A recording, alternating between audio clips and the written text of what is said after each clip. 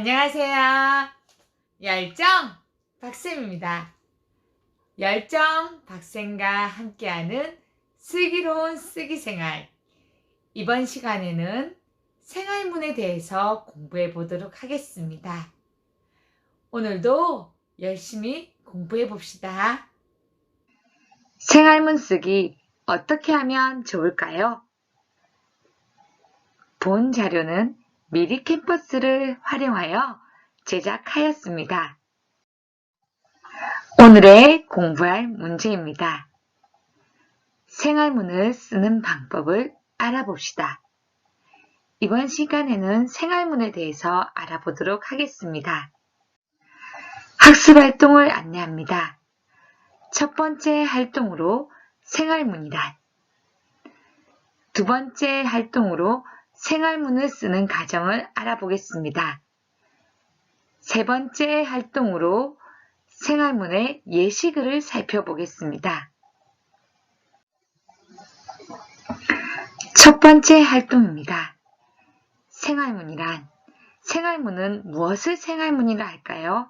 한번 살펴봅시다. 생활문은 경험을 적은 글로 생활 속에서 겪은 일 중에 가장 기억에 남는 일을 쓴 글입니다. 하루 동안 있었던 혹은 다른 생활 속에서 가장 기억에 남는 일을 떠올려 보세요. 생활문과 일기의 차이점은 무엇일까요? 일기는 이런 것입니다. 일기는 하루의 일을 찾습니다. 하루의 일에서 글감을 찾아보아요. 생활문은 이런 것입니다. 생활문은 시간에 제한이 없습니다. 다양한 날에서 경험을 찾는 것입니다. 일기와 생활문의 차이는 일기는 하루의 일, 생활문은 하루, 어제 등 시간에 제한이 없습니다.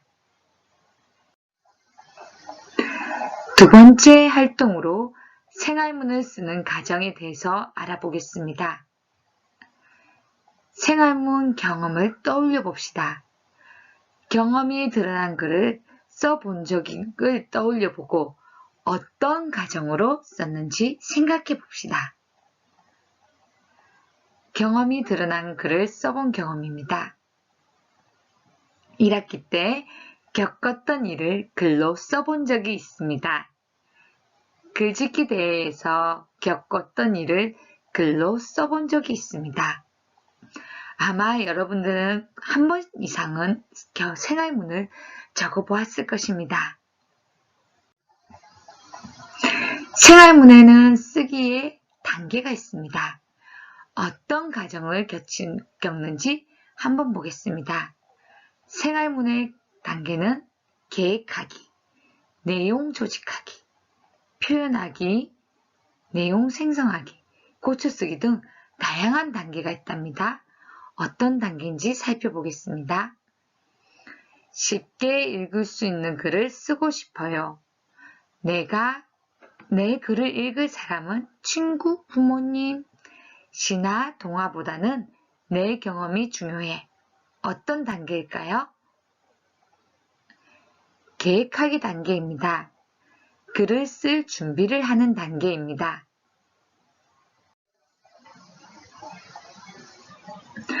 친구들은 어떤 내용을 쓸지 알아봐야지. 내가 요즘 어떤 일을 겪었지? 부모님께서 읽으실 것이니 가족과 관련 있었던 일을 써야지. 네, 내용 생성하기입니다. 쓸 내용을 떠올리는 단계입니다.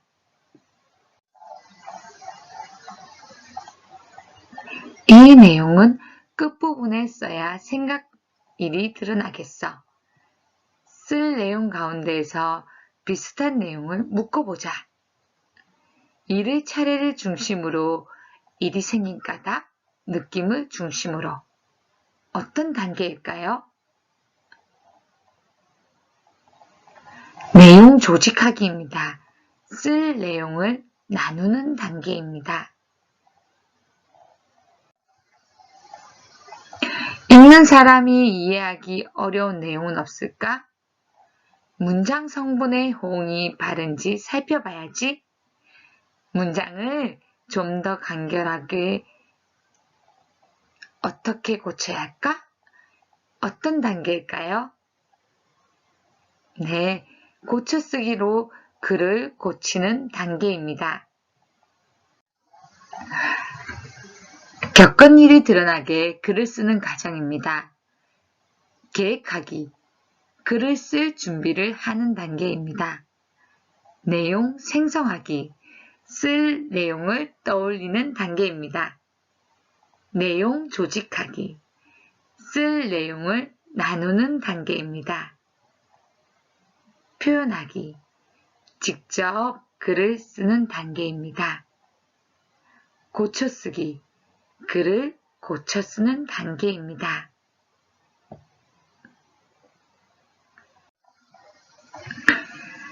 세 번째 활동으로 생활문 쓰기에 실제로 생활문을 예시글을 한번 살펴보겠습니다. 네, 그렇다면 글쓰기 보겠습니다. 처음 생활글을 쓰기 위한 글감의 사건이 시작됩니다. 가운데인 중간 부분입니다. 주제가 드러난 하나의 사건을 시간과 장소에 따라 쓰며 사건의 변화가 나타나겠습니다. 끝 단계입니다. 사건을 정리하고 그 일을 통해 자신이 얻은 생각이나 느낌, 경험 등을 구체적으로 씁니다.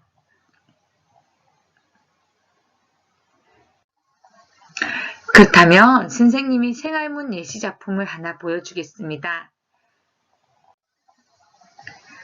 생활문 제목 쓰기입니다. 생활문, 긴 겨울밤 아빠의 ASMR. 아빠는 어떤 ASMR을 들었을까요? 글의 제목을 보는 순간 선생님은 너무 궁금해졌습니다. 6학년 아이가 적은 글입니다.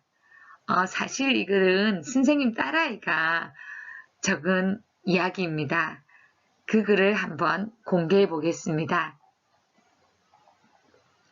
생활문을 적을 때 우리는 많은 고민을 합니다. 선생님 제목을 어떻게 적어야 될지 모르겠어요.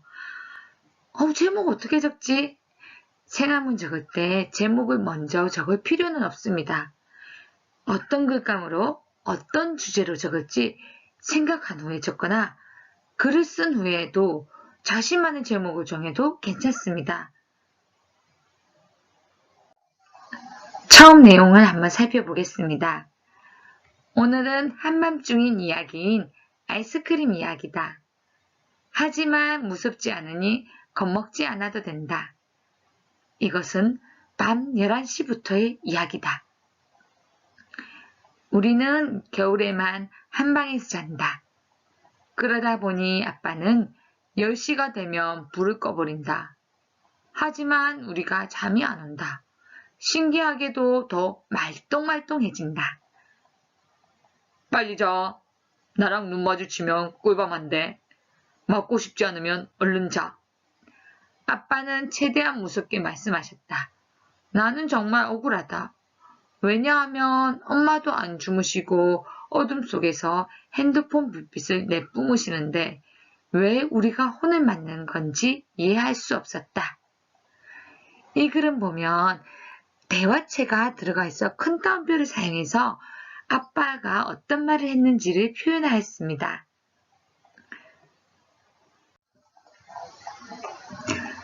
석한이도 억울한지 나를 힐끔 엿본다. 무서웠는지 내 동생 석한이는 이불 안으로 쏙 들어갔다. 나도 이불 안에 작게 숨을 쉬고 있었다.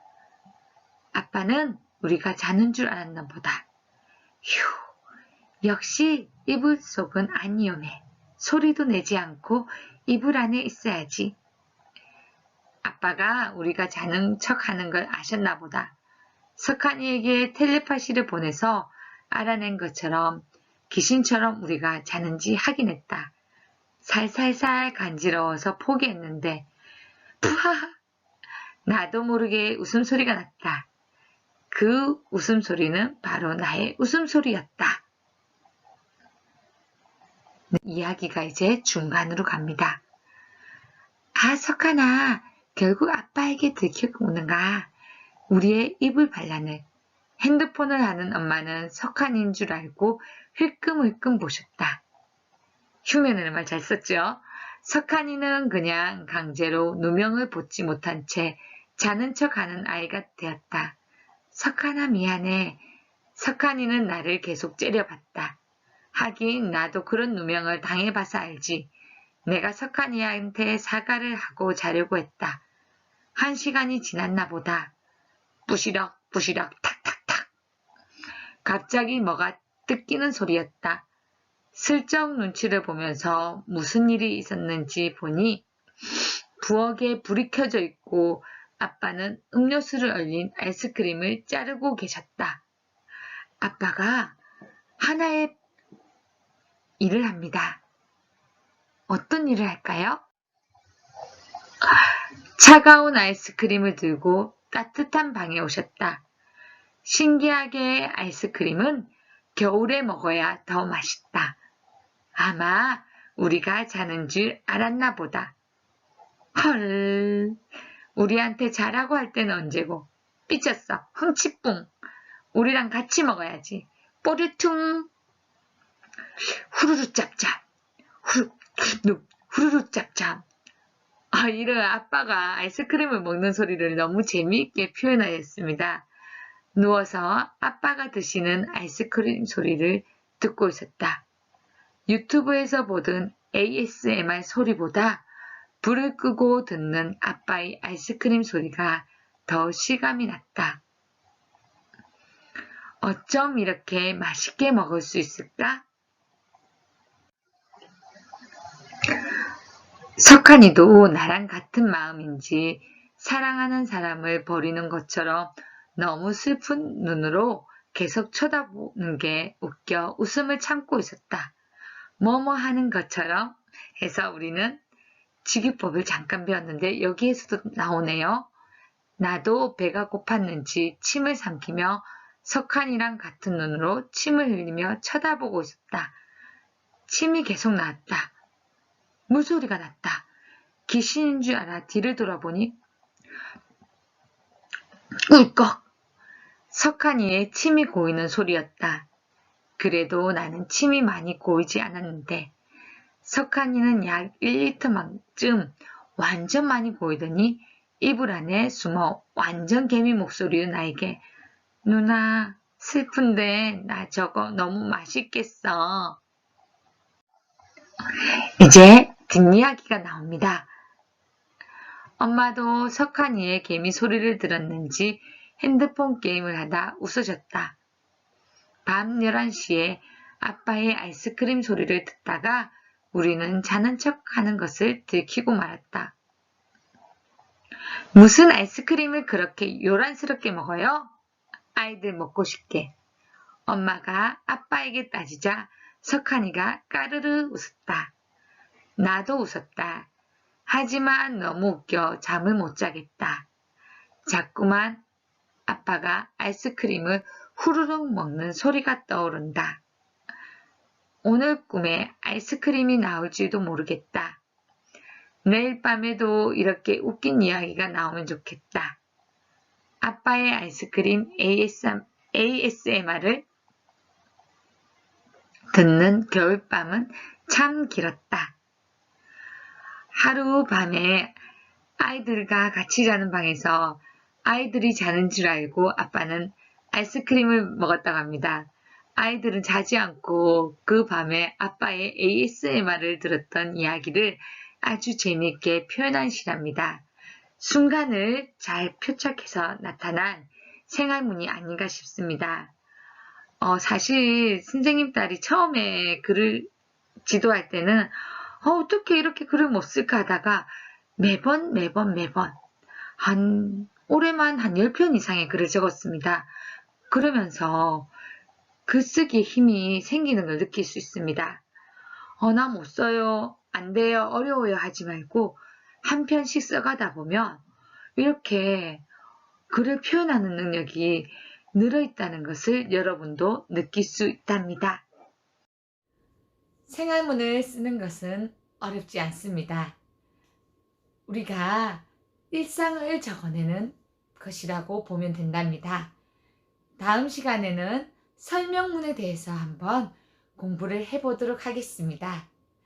다음 시간에 또 만나요.